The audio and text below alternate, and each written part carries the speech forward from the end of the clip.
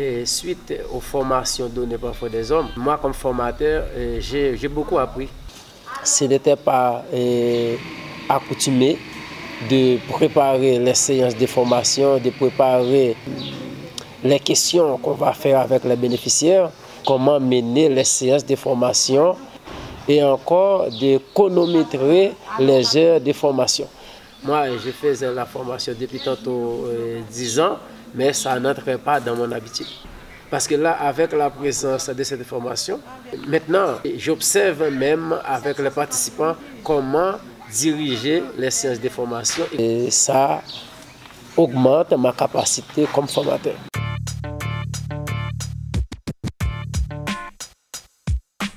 Si moi, comme formateur, j'arrive à améliorer ma capacité pour donner la formation, eh bien, les agroécologistes aussi arrivent à mieux comprendre. Et par exemple, je n'avais pas l'habitude d'utiliser les images. Et aujourd'hui, avec les images, les photolangages, les apprenants arrivent à mieux comprendre. Et ils apprennent mieux sans être nécessaire de mémoriser les lignes qui sont dans les feuillets.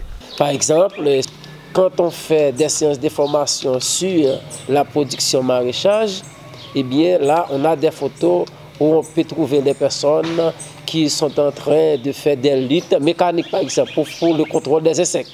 Là, ils participent, là, ils cherchent à travers les feuilles pour voir s'il n'y a pas d'insectes. Les apprenants, les agroécologistes apprennent bien cette formation. Là, ils ont toute la capacité de multiplier la formation avec les paysans au niveau du terrain. Et bon, généralement, dans le programme agroécologie, on trouve différents modules et différents thèmes de formation. L'un des thèmes, c'est l'introduction à l'agroécologie même, à savoir c'est quoi l'agroécologie, pourquoi c'est nécessaire d'étudier l'agroécologie, quels sont les principes en agroécologie.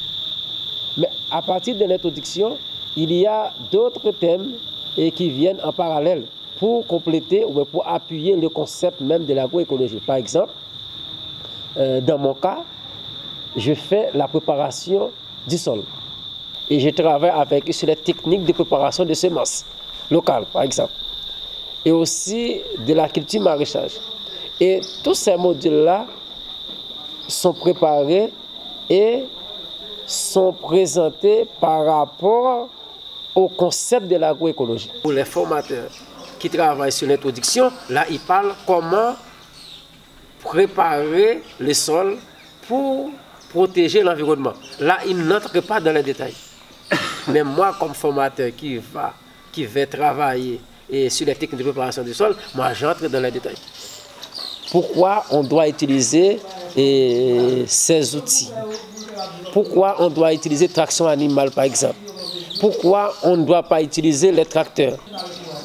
Et quels sont les avantages au point de vue agroécologiste? Et quels sont les avantages quand on utilise l'engrais organique?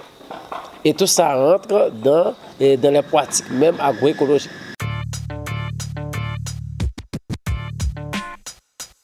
Oui, un paysan qui rentre dans la formation, il a déjà son savoir. Ça, le paysan a déjà son savoir. Maintenant, quand il entre dans la formation, avec ce savoir et avec le savoir des formateurs, ils apprennent mieux et mieux comprendre. Parce que parfois, il y a des activités que ce paysan même réalise au niveau de sa parcelle, rentrent dans la catégorie de l'agroécologie. Mais sans savoir que c'était l'agroécologie. Et une fois participé dans la formation, là, il devient même comme un professeur. Parce que là, avant, il faisait la pratique. Et maintenant, il a les théories. Moi, comme responsable du MPP, je suis les agroécologistes, mais non comme pas responsable de suivi pour les agroécologistes. Ça peut arriver, par exemple, si je suis dans la 4e section, je sais que Vous êtes un agroécologiste qui a participé de la formation. Moi, je vais passer à côté de sa maison pour poser des questions même. Ça n'entre pas dans mon travail quotidien, mais comme responsable des formations, mais comme responsable du MPP, moi je fais ces suivis sans rendre compte. Ça peut arriver, moi je passe dans la route, je vois une parcelle et la parcelle a bien organisé. Moi je vais poser la question. Mais c'est pourquoi cette parcelle-là, c'est à partir à qui? Ah bon. Et tu peux m'appeler, c'est cette personne. Là, je fais un suivi. Et là, même quand il n'était pas dans ma formation, parce que ça peut arriver que je n'ai pas encore travaillé avec la promotion, mais il y a d'autres formateurs qui ont déjà travaillé. Moi, j'ai fait le suivi.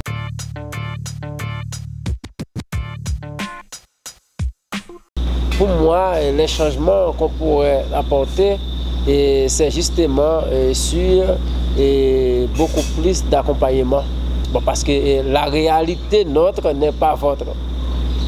Et pourquoi? Parce qu'il y a des agroécologistes qu'après la formation, qui ne pouvaient pas s'installer pour les manques de moyens. Et parfois, ils ont une parcelle et dans les lieux où se situe la parcelle, il n'a pas la capacité d'arrosage. Là, il fallait avoir une pompe pour faire pomper de l'eau. Parfois, l'agroécologiste voulait s'installer, mais pour les contraintes d'eau, il ne peut pas s'installer. Pour moi, si je voulais parler de changement, ce n'est pas changement au point de vue de la formation, mais au point de vue de l'accompagnement.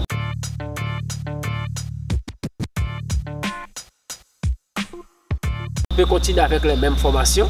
Et par exemple, nous comme formateurs, nous n'avons pas beaucoup de capacités sur le montage, par exemple, des PowerPoint.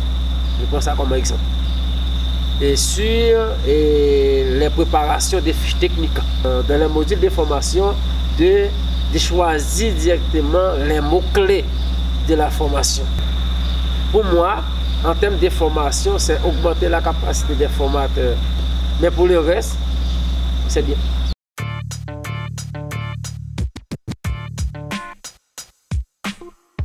Nous avons une petite chanson au MPP qui dit que formation c'est ça, ben nous lit, formation c'est ça, ben nous lit en homme ensemble, en collaborer. C'est pour montrer que l'importance de la formation. Et comme disait la chanson, la formation c'est le sang. Donnez-le-moi. C'est-à-dire qu'avec la formation, chaque jour on apprend. Même quand vous êtes formateur et vous êtes aussi formateur, moi j'ai beaucoup à apprendre au jour de la formation. Parce qu'un formateur, c'est chaque jour on apprend. On apprend quotidiennement. On apprend avec les formateurs, on apprend avec les apprenants en salle et on apprend aussi avec les paysans, les agriculteurs. Parce que là, ils ont déjà un savoir. Ça, on ne doit pas sortir de là. Le paysan est un savoir. Est un savoir, même quand il ne fréquente pas de l'école, mais il sait beaucoup. Et nous, moi comme formateur, et les modules de formation, je prépare ça par rapport à mon expérience avec les paysans.